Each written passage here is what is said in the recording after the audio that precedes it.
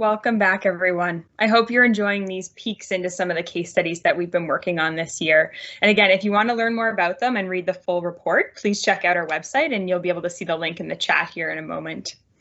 So I'm really excited about this next panel, and it's an opportunity for us to hear from three very special guests and three dear friends of the Reach Alliance. And I think it's really an opportunity for us to think a little bit more about how we can take this moment, as so well captured by Homi and Salah, and create a movement towards an accelerated pursuit of the Sustainable Development Goals. And it's my true pleasure to introduce our roundtable guests here. So we're joined by Senior Analyst at Mastercard, Adi Rao. And I should also mention Adi is one of our alumni and participated on the case study that investigated birth registration in South Africa. So we're really, really pleased to have Adi joining us here on this panel. Next up is the CEO of the McCall Foundation, Franca Gucciardi. And then leading this conversation, we've got the executive advisor on the future of work at Deloitte, Zabeen Hirji. So Zabeen, let me throw this over to you. Thank you, Maren, and I'm so delighted to be here this morning and to really see that you're bringing the voice of business on the stage. And good morning to all across Canada, the US, and across the world. Bonjour, Jambo, and good afternoon, I guess, to some of you. Well, one thing is for sure, this past year has been like no other. 150 million reported cases of COVID-19, over 3 million deaths, and heartbreaking stories every day of lost lives and livelihoods. Add to that a reckoning of racial injustice and the mental health crisis. So one thing is even more clear. This great divide is deepening, and reaching the SDGs by 2030 is not only more important, but it's more urgent. This conversation is about leadership, and really I think builds on this rich conversation we had between Salah and Homi, where they certainly touched on many aspects of leadership. Now let me start by saying I come from a place of optimism. Cautious optimism. We're seeing leaders across all sectors, business, government, academia, and individuals signing up to play a bigger role. And I'm particularly heartened by the leaders who are actually taking deliberate actions, who are leading in different ways to build inclusive recovery, but also inclusive growth and prosperity. So the big question then is, how do we turn this leadership moment into a movement? And that leads me to my first question, which I'm going to pose to both Franca and Adi. And while not perfect, we have seen that the pandemic has united us in this common predicament and purpose. And a crisis can do that. It can bring out our humanity. Leaders have become more human. They are taking this multi-stakeholder view. But really the question is this a blip or a reset? And how do we turn this movement into, this moment into a movement? So I'd like to start off with you, Franca. How do you think we turn this moment into a movement and something that endures beyond what we're seeing today? So I would sort of say let's goals, strategies, and tactics. So I think a tweet does not a movement make. So although a yell is important sometimes, a collective yell that sort of says enough, we can't live like this anymore. That's important. But really, when you want the change and when you want real movement, you got to put in the work. And I think the perfect example for me around this in terms of leadership is Stacey Abrams in Georgia. And what she did there, it's a perfect example of someone who saw, right, the injustices that were happening at in terms of voter registration, right, in Georgia, right? So most of actually, like the majority, right, is young women, young Black women in Georgia. Were they the majority of voters? No. So she put in a whole infrastructure, this is over 8 years ago, to be able to change that, right? And that requires grassroots, on the ground, tactical precision to be able to execute. And then when she ran, right, for governor and realized that registration is one thing, but voter suppression at the polls is another. Again, sort of put together a whole tactical team to fight that, right? So to recruit and put 20 little sort of soldiers at those polls so that when voter suppression was going to happen, and inevitably would, or it was going to be attempted, there were going to be people there to defend it. So I would sort of say, and particularly I say this as a Canadian, a very proud Canadian, but someone who's always, I'm an optimist, but I also like to always think that what could go wrong will go wrong, and you have to prepare for it. And, you know, we grew up in this we movement that celebrated raising awareness and raising money as a way to activate change. And I would say we have to switch that around and get really tactical and really into focusing into grassroots building and organizing. Perfect. Thank you. Over to you, Addy. Jump into this conversation. Well, first, Zabeen, let me say thank you for leading this conversation. I feel like the thorn beside two roses, but it's a delight to be here. And Franca, you know, Stacey Abrams was just at Mastercard a while back chatting with our Center for Inclusive Growth, so we share our deep admiration for her. Look, I think this is such a pertinent question, moving from a moment to a movement. And I truly believe that what we need to do that is two things. The first is sustained commitment, and the second is patient capital. And let me tell you what I mean by that. You know, when Mastercard began this journey of financial inclusion all these years ago, we started off by doing well as a company and helping others do good. And that really took the form of check writing. Now, don't get me wrong, there's absolutely a place for check writing, but there are also limits. Think of an executive who cares deeply about a cancer organization and who cuts a check. When that executive leaves and her replacement comes in, that replacement might care about malaria. And so malaria organization benefits, but that cancer organization is left wanting. And so no matter how much check writing you do, all the big meaty problems out there are not going to be solved. So we move from doing well and helping others do good to doing well and doing good. And that's really taken the form of ES&G, environment, social, and governance initiatives. And we all know what these are. It's looking at your carbon footprint, it's your ethics, it's your workforce and supplier diversity. And these are all important, but they're fairly inward looking. And so where we've arrived at today is this idea of doing well by doing good. And we've all heard this, but at Mastercard, it takes the form of commercially sustainable social impact. What we really believe is that we can do well as a business by doing good in the world. And we've done that by tying our social impact priorities together with our business priorities. They're inextricably linked. And why that's ensuring a sustained commitment is because we know that our success as a business is dependent on the health of the communities in which we operate. And so not only this CEO is committed to it, but we know that the next 3 CEOs beyond him or her, will always be committed to it as well. Now you might ask, well, you know, you're making bets that might not pay off for a very long time. And the fact is, yes, we are. We're not going to see short-term returns on these bets. But the fact is, we're not building the business for the next quarter or for the next year. We're building the business for the next 100 years. And we know that as economies grow, as people leave the base of the pyramid, as they move from the periphery into the mainstream, as wages grow, productivity increases, they're going to become wanting for mainstream financial products. And that's where Mastercard and our partners will ultimately stand to win. And so this mix of sustained commitment and patient capital are going to be critical for us in driving inclusive growth, but are going to be critical to move any moment into a movement. Terrific. Thank you. What a rich dialogue to start with. And there are a few things that I'll maybe react to here in terms of what you talked about. Franca, goals, strategies, tactics, making it real, accountability is maybe what I would add. To that, and this notion of making bets that won't work out. We make bets that won't work out in business. We make bets in life that don't work out. If we are not making enough bets, we are actually not optimizing the risk-reward equation. And so I love, I love what you said just in terms of bringing that into sustainability work as well. Is if in order for us to be innovative, try new things, experimentation, it's all part of the learning.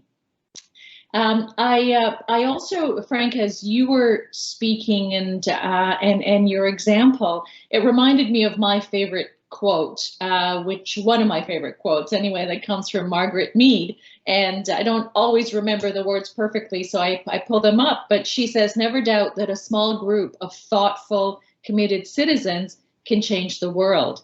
Indeed, it's the only thing that ever has." And I think this is so germane to our conversation, because so many of us and you in the audience play a role in building leadership, in building the next gen leadership, responsible leadership. But even in terms of leadership today, we're not just waiting for the next gen leadership to be this type of leader. It's happening today. And so how do we, as institutions directly developing leaders and indirectly developing leaders, flip the model to one where there is this longer term sustainability, where it's mainstreamed? It's not, let's put on my sustainability hat or my inclusion hat today, but how do you mainstream that? And I talk about the sort of heartening experiences. And just yesterday, I was speaking with a very senior executive in financial services. As you know, that's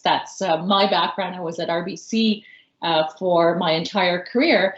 And he said to me, Zabeen, leadership has become really complex, which we get, but where he then went on to say, we all need to be thinking about sustainability, about climate change, about inclusion. These are really our everyday leadership capabilities and mindsets that we need to bring to our decisions, which was, again, very heartening for me to say, just around mainstreaming it. So let's continue on this theme of leadership and leadership being more human in some ways, is the way I also think about it. We've talked about the hardest to reach, and of course that's what reach is about. Although I did love what Wisdom had to say, in that the hardest to reach may need a bit of reframing as well, because it could be my neighbor. And it's not that they're the hardest to reach. We may have difficulty reaching them. But anyway, let's go back to that. And this means leadership for people and peoples that we don't even know. We may have never even heard about them. And it requires profound empathy. So what were your thoughts, Franca, on this? Is empathy in a leader's DNA? Is it nature? Or can it be taught? Is it nurture? Well, I think anybody who's ever spent any time with a toddler will tell you that empathy has to be taught. Like, it has got to be taught from a very early age. And in fact, and it's really an interesting thing, because if you look at elementary teachers and what they do, most of the work is actually around socialization, right? It is teaching empathy and kindness and sharing and seeing the world from someone else's another person's perspective. Somewhere along this journey, though, and usually happens around between junior high and high school, we forget that what we are actually doing is preparing the next generation of citizens and leaders. And we switch into competencies, and we're teaching simply skill sets and leaving the growth in terms of us as human beings to that individual. So somehow something goes wrong and we just forget that that's what we're supposed to be doing. So I was going to say empathy must be taught, and should be continuously taught in every single institution. The big issue in terms of leadership, I think, though, and empathy, is once you become a leader, how do you keep flexing that muscle? Because as you increase your responsibilities as a leader, inevitably you're going to get a lot of people upset. And in fact, the more right things you do, the more people will get upset that you're doing them.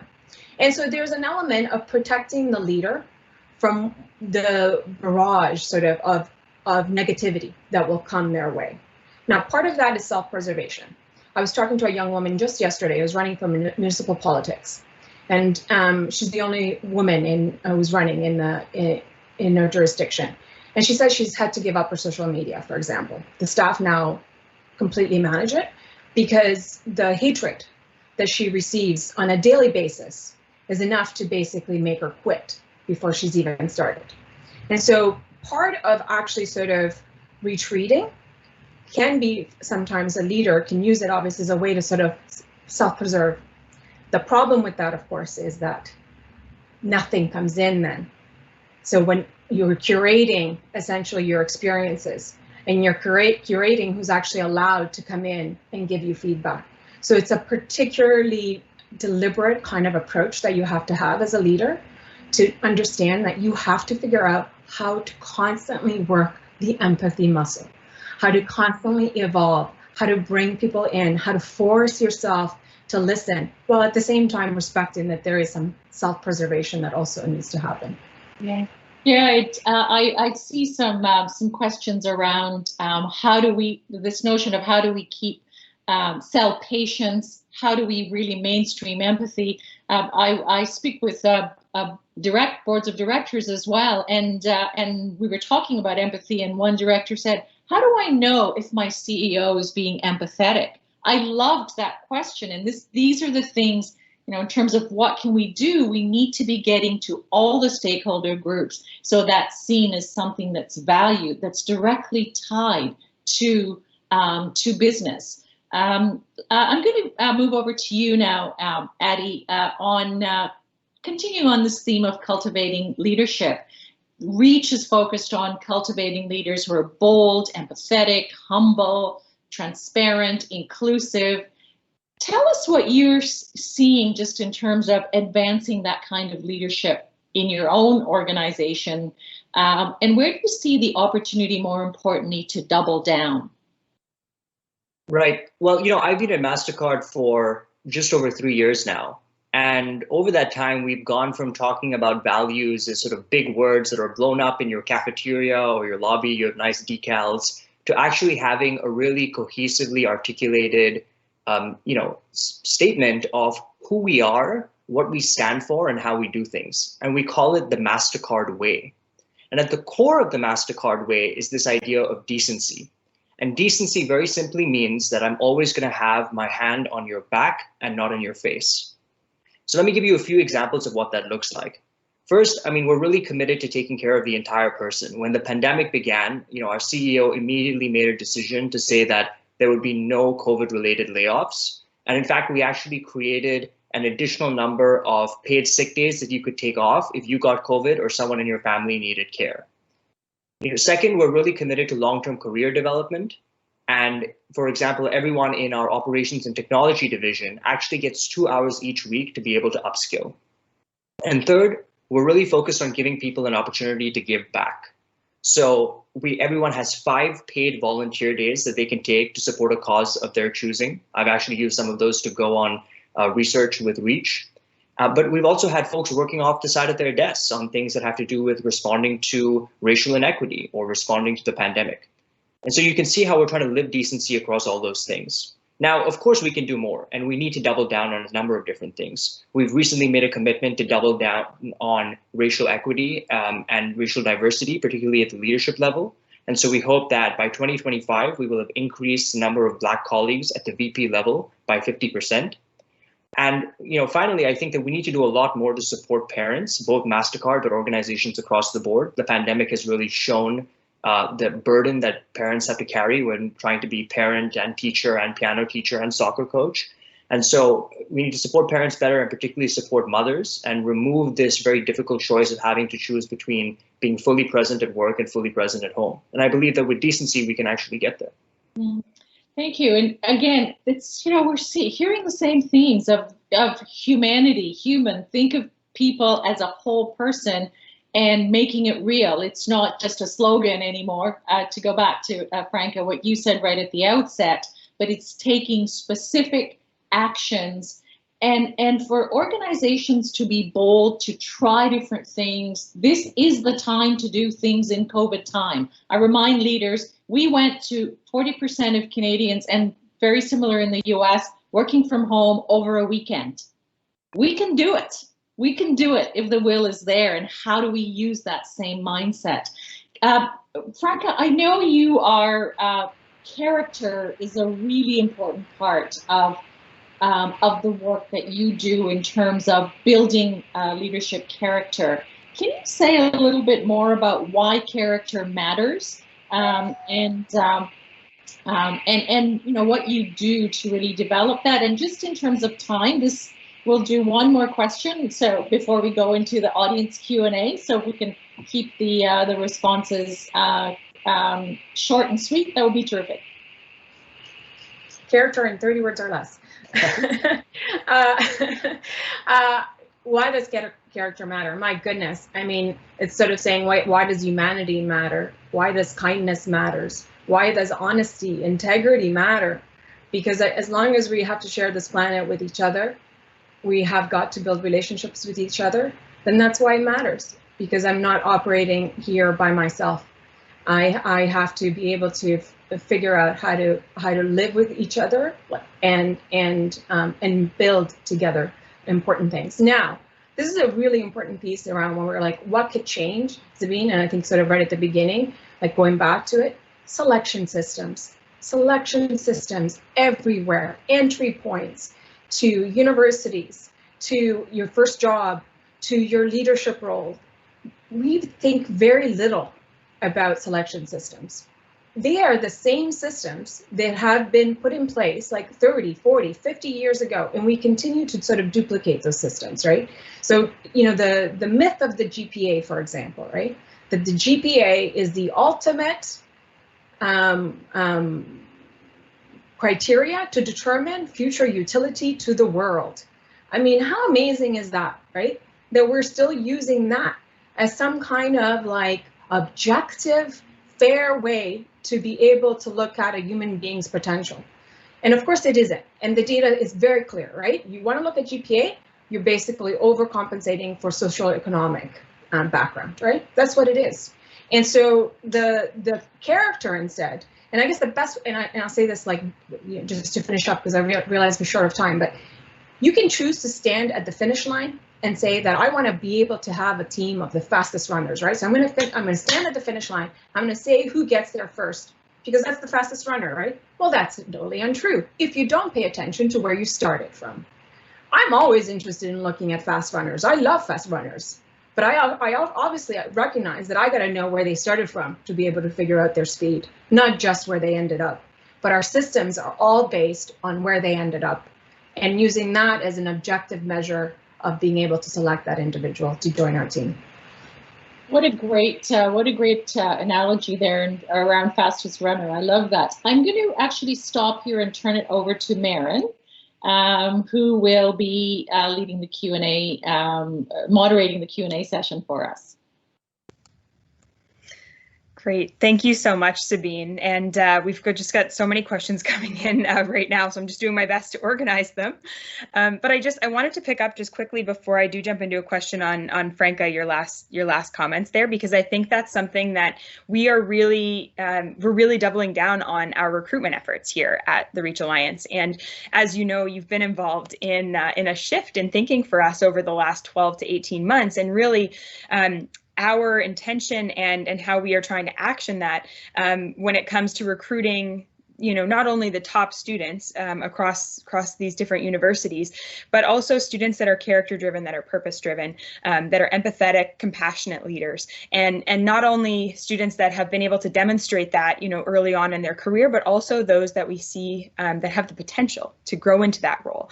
And Zabeen, I know I've heard you speak to that before. You know, it's not necessarily something that you're born with or that you're ultimately an expert at right out of the gate. But there is definitely an opportunity, I think, for initiatives like Reach to help train and sort of equip and accelerate some of those traits and characteristics being developed in young leaders. So that's awesome. And I think, Adi, you know, you're an excellent example of that, you know, as a Reach alum. So it's just been really, really great to hear this conversation so far. So I'm going to jump right in with the first question. And Zabeen, if you don't mind, I might throw this one to you first. And then would love to get others' perspectives as well. But given the importance of patience in organizations to realize a sustained commitment to things like the Sustainable Development Goals with regard to business and their policies and HR, what kinds of incentives can we build into such organizations? And so I think, you know, really we have these really high expectations, and we expect to be able to really get things done quickly, especially, you know, everyone here today is a leader in their organization and I think has those high standards, but things take time. So how do we incentivize patience in a time where there's, you know, a need for things to happen quickly? Yeah, that's a long-standing question, but a couple of things that come to mind there. There is an aspect, first of all, of creating leaders who actually will just do it. It goes back to making a bet and doing the right thing with the belief that the right thing is usually the smart thing to do as well. So there's that cultivation of leaders, which is a longer term sort of pipeline building, because we can't, the incentive or the motivation needs to be something that's sustainable. That said, investors have a huge leverage here. And we do see it with some large asset managers where they are getting increasingly focused on you know, the framing is probably ESG and that I think we're resetting and reframing a lot of things, including I would say ESG, because what's happening now is there's quite a bit, I think, of frameworks and progress being made on the environmental side. It is more tangible, it's easier to measure, it's easier to see the impact on long-term sustainability. It's the S part that I think is much more.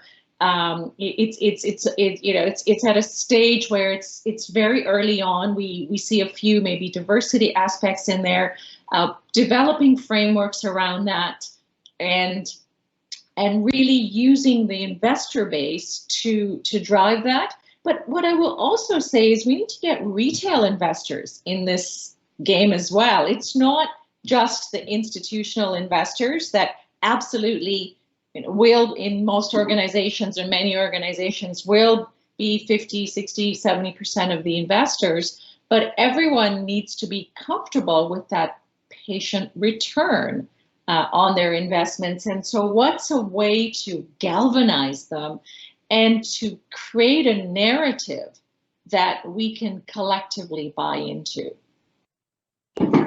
Absolutely. Addy, I'd love to get your take on that as well. Yeah, absolutely. You know, I think you have to create the right incentives for both individuals within an organization and for the organization as a whole. We recently tied executive compensation to the ability of that executive to actually meet the company's ES and G goals. So that's, you know, we're taking a pretty dramatic step in actually holding ourselves accountable. But I think, you know, what Franca said earlier and what she's spoken about in character and empathy is so critical. And I think character and empathy both come from a place of courage. And we need to have organizations that are courageous and, you know, leaders who are willing to put their hand up and say, we're going to take a risk. We're not sure if it's going to pay off, but we're willing to do it because if it does pay off, the return on that investment for society and the business will work. And so we need to put our hands up and say, we're going to try. We may have been wrong, and here's what we've learned. And the knowledge sharing of, you know, what we failed to do as much as the knowledge sharing of what we've succeeded. I mean, that's one of the hallmarks of reach. But I think the private sector needs to do more when it comes to talking about our successes, but also recognizing and learning from our failures. Absolutely. Yeah. So Franca, I'm gonna jump in with another question here that's been directed to you. So you've made a great point here about the shifting focus from building empathy to building competencies. What do you see as the role of leaders in reigniting empathy in teams, and how can we go about driving this and building this? Yeah, and well, I mean, I guess it's sort of in the culture you create, right? So I think if there's one thing that a good leader has to do is not necessarily set all the rules and regulations and follow all that and the process through, but actually sort of figure out how to get to the place where it's in the culture, it's in the air, you breathe it. Nothing else would even be considered other than to act in this highly ethical and transparent and responsible kind of way. So, and you're like, well, how do you do that? Well, it takes a while. It's probably the last thing you do as a leader, because you do start with processes, again, going to strategy, tactics, execution, and then somehow it actually kind of happens, right? Because then people see you do it, the people you choose on your team, the people that come in, speaking again of selection, you've selected them for that. People will see that you've actually more valued who they are and their work ethic and their willingness to learn and their willingness to actually improve other people's lives, not just their own. By choosing, by making those kinds of choices, it starts sort of being seeped into, and eventually you really are creating this culture of it, that it isn't, you know, it's the air you breathe and it's the air that they breathe, and they hold each other accountable. And Zabeen, I'd love to get your take as the former human resources officer at RBC. What are your thoughts about that, and what did you do practically, and what solutions did you implement to help build that culture at RBC when you were there? Yeah, I would say that things like empathy, vulnerability, they're all compassion. They're all very interconnected, and it was part of the culture, but almost part of the subculture. You know, it wasn't completely mainstreamed and something that was seen as this applies everywhere. You would have certain businesses saying, well, you know, it's not that important for us, and others that are closer to the consumer, to community, that really got that because they had to be empathetic with their customers. Customers banking is a business of trust. Trust is built through empathy, listening, compassion. And so that is another lever that really helped to push that. What I have seen though, and in many ways what we've done pre-pandemic is important, but the 2020 has changed the rules around how things are done. And so I really like to reframe it on what have we done and learned in this last 16 months that we can bring forward. And what drove empathy the most is we were all in common predicament and purpose. Yes, the pandemic impacted different people in different ways, but it impacted everyone in some way. And all of a sudden, we were all on a level playing field. We connected at that human level, whether you were a leader or a person who's just started in the organization. We saw that common humanity, and people started to like that. Leaders, actually, deep down, we all want to be human, right? But it mainstreamed it. So now the work really is around how do we codify that? How do we build that into the normative behaviors? How do we recognize people who do that? And for me, it's not always about tying it directly to just to financial incentives. You can certainly do that on hard outcomes, and it's, you know, there's hard accountabilities and soft accountabilities. And to me, this is that sort of soft accountability. This is, to me, that moment that can be turned into a movement by raising awareness, talking about it, finding ways, as one of the directors said, how do I know that my CEO is empathetic, which extends to building a culture of empathy. Because I think people actually believe that it is what is one of the important things, empathy with employees and customers and communities, that has helped them survive or thrive, because many businesses are doing very well during this pandemic. And so I see this time now about really making that real and more tangible, and pushing that forward and starting to find ways to institutionalize that. Leaders set the tone, so they play a huge role in that. And Maren, if I could just jump in here for a sec, you know, I think Zabeen is so right. And, you know, you talked, Zabeen, about your experience talking with the CEO and the board director, you know, asking about how we show empathy. And absolutely, culture is set from the top down, and empathy, you know, sort of trickles down. One of the few things that actually successfully trickles down, but we'll leave that for a separate conversation. But, you know, I think simultaneously what we've seen is a shift in the kinds of individuals that are coming into the workforce and what they are bringing into organizations and what they're demanding of organizations. And for me, I think a lot of that was really shaped by reach. You know, I think about my experience traveling to South Africa to look at birth registration, and we were traveling deep into the mountains, about 4 hours outside of Cape Town. And you drive past a settlement that's been split in two by a large plot of land. And then on that plot of land, there are a bunch of rocks and there are crosses. And when you're there studying birth registration, the reality of failing to count births and failing to count deaths doesn't strike you until you pass an unmarked graveyard and you realize that for all intents and purposes, in the eyes of the state, these people never existed.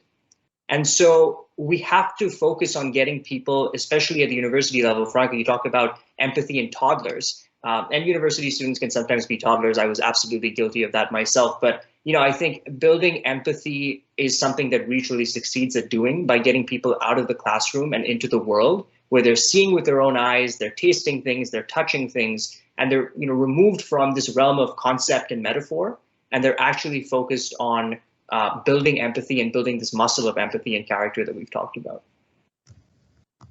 Absolutely, Adi. I think that just kind of flows into this next question. And Franca, I will go to you for this one first. But so clearly there's this need for courageous leaders. There's a need for ambitious, audacious leadership and people sort of taking a stand and challenging the status quo. How do we elevate or amplify or incentivize or reward that type of courage? Because I think some of the traditional incentive structures don't necessarily do that. I'm not so sure. So I don't know about the boldness, actually, right? Because I hear this stuff all the time. It's like everybody wants to be a founder, right? Because if you're a founder, that means you're bold and you're going against, the grain and you're creating. I'm much more interested in humility in leaders than I am in boldness. Because humility is actually what leads you to truly listen and change things and build people up alongside with you. I'm very suspicious of sort of founder syndromes, right? And what we've done with them, because I feel it's almost like we've gamified the system again for selection systems.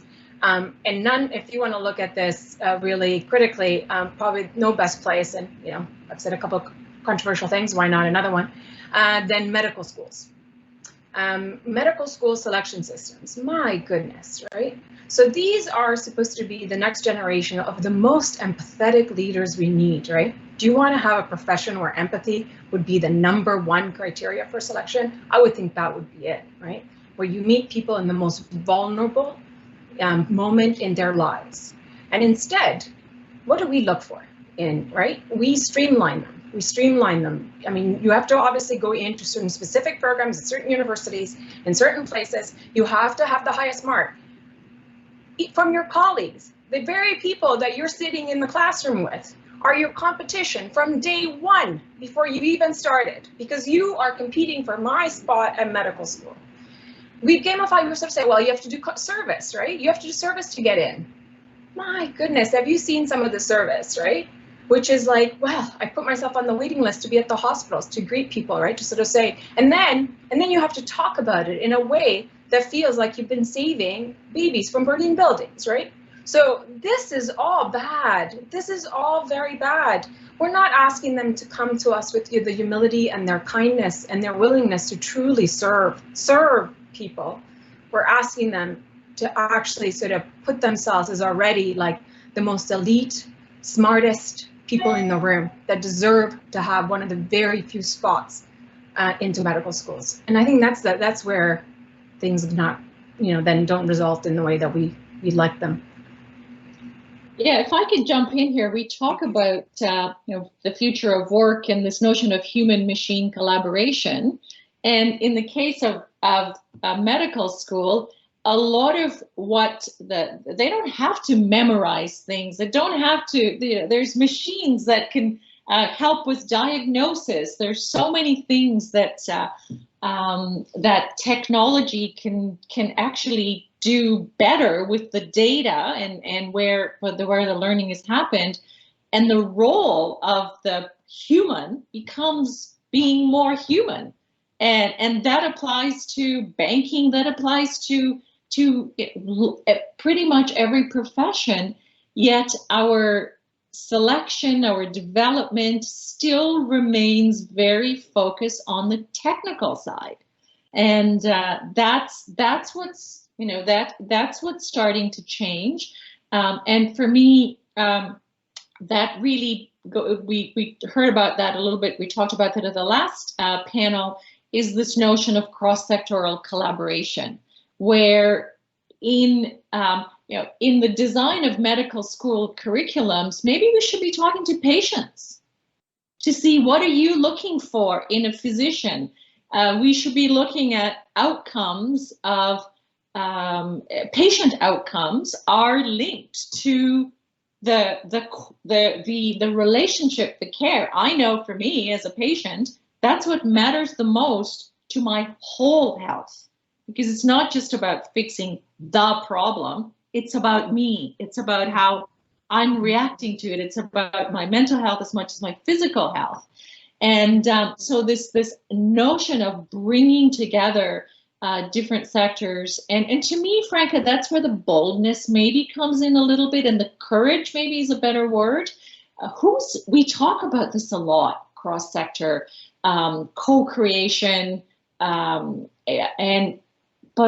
I would like to see more leaders step up in the sustainability space to really say, I'm going to lead that cross-sector. We're going to learn together how we can galvanize around a common purpose at a higher level that's about making a better country, a better society, and dealing with the challenges of how am I actually going to sub-optimize my own goal for the greater good? I mean, those are the hard things that have to be talked about.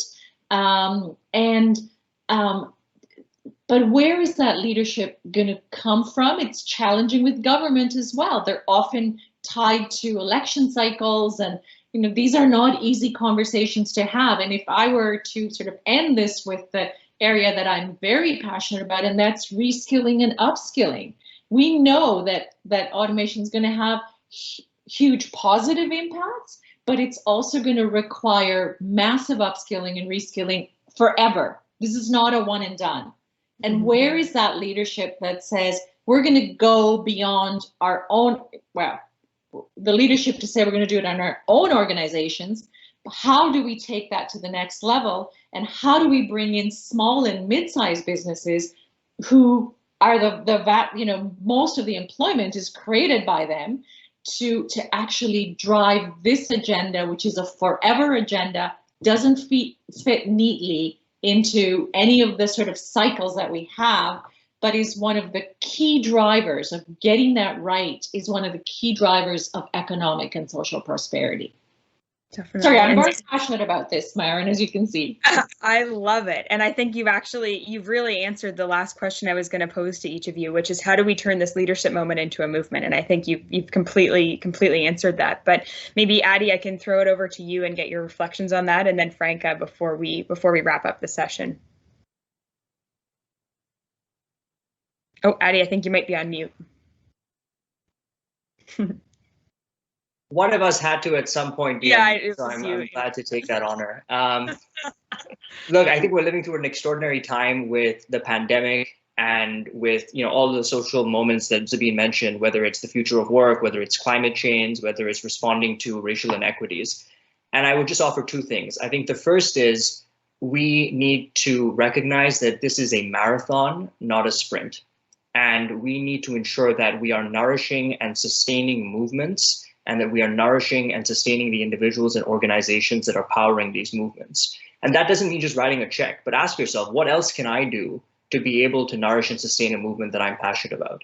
And the second thing is we have to take care of ourselves. I think all of us here are committed to impact, and many of us here occupy positions of privilege, but at the same time, this is hard work, and it is particularly hard work in the middle of a pandemic.